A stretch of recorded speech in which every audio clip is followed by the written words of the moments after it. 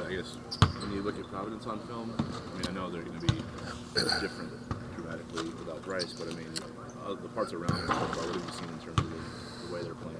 I mean, they're playing really well. I think, probably I think the most physical team that we will have faced. They'll have a couple days to figure out how to play without Bryce. Obviously, it was difficult last night mid-game to get a feel for what they were going to do and how they were going to do it. But Aduro's really good down low, and Carter's one of the best guards in the league. So they've got plenty of pieces. Last year they struggled defensively, especially down the stretch of the season. What's been the thing you've noticed in terms of their kind of research on that end? Yeah, I think it's just it starts with physicality. And he brought a couple guys with him that were at his previous stop, so they understood what he wanted. Gaines and the big kid, so they have an understanding. And then a couple of those guys, Floyd, they've been in the program now, so they get it and understand it. But it's a physical basketball team, very good defensive basketball team especially. And then, offensively, when they've shot it well, they shot it really well against Marquette. They didn't shoot it well last night.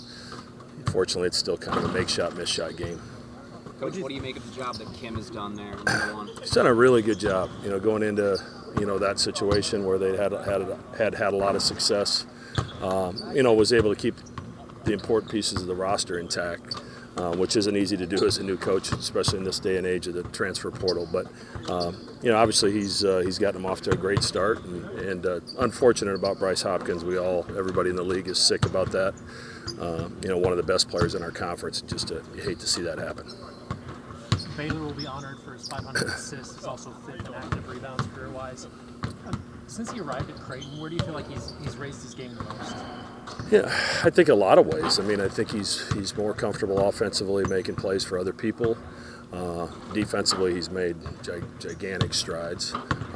And last year he was the new starter to 4 returning starters, so I think he really walked a fine line of leadership last year. He didn't want to overstep his bounds, I think, since he was a new guy. Maybe tried too hard to fit in. This year he's really taken the bull by the horns and has been a great leader. And the rebounding numbers, the assist numbers, he does everything for our team, and he's been absolutely a pleasure to coach. How nice has it been to see Trey get back on track? Yeah, it was good. I mean, Trey's been working, and you always talk about trusting your work, and Trey doesn't lack for getting the extra reps in. And he's, besides scoring the basketball, his assist numbers are great. And after a rough first half, he really cleaned up the turnover aspect as well, and made better decisions with the basketball. So, he's got the ball in his hands more this year, so you have to make more decisions. And when you make more decisions, you're going to make some mistakes. But I was really proud of the way he kind of refocused, reset, and came out and had a great second half. Carter's one of the best defenders in the conference, obviously.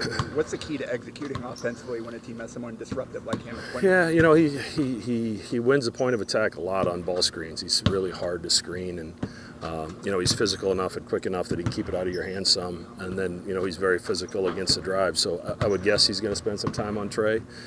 So our ability to screen him is going to be really important, just to get Trey a little bit, get him loose a little, so he can get downhill and then make some reads.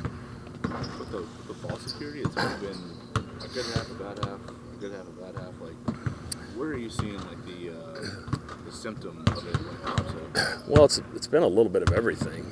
We traveled a couple times. We had some against Villanova here, just a couple goofy handoffs that with guys that have been around a long time that you don't see happen very often. So it's the live ball ones we have to clean up. If you travel or you get a shot clock violation, that's one thing. But it's the live ball that we have to be careful. And it starts with not making passes on the move and not taking quite as many chances. I thought at Georgetown in particular, the first half, I thought we had what we were looking for, but it was a second and a half late to get it delivered, and by the time we tried to deliver it, the defense had adjusted. So the timing of some of that is so important, and then understanding if you miss your opportunity, you probably got to pass on it and make a different pass and keep the basketball moving. So it hadn't been a problem with this team, and all of a sudden it's cropped up, and hopefully it's in our past. I think you kind of mentioned on the post-game radio show you have a feeling that things revert to the mean, shooting-wise or whatever that might be. Can you elaborate on that a little bit, where your belief in that comes Well, I mean, if a guy's a 40-some% three-point shooter and he's shooting in the 20s, there's a reason he was a 40% three-point shooter. So eventually you would think that that's going to settle itself out. And, you know, sometimes the guys are shooting a crazy high percentage too, and they're shooting 55 or 60%. And the reality of it is that's probably not going to continue either. So you kind of are what you are with those numbers as long as you're taking the right shots. And I think for the most part, you know, some of our guys that have struggled shooting it are getting good shots. We just aren't knocking them down.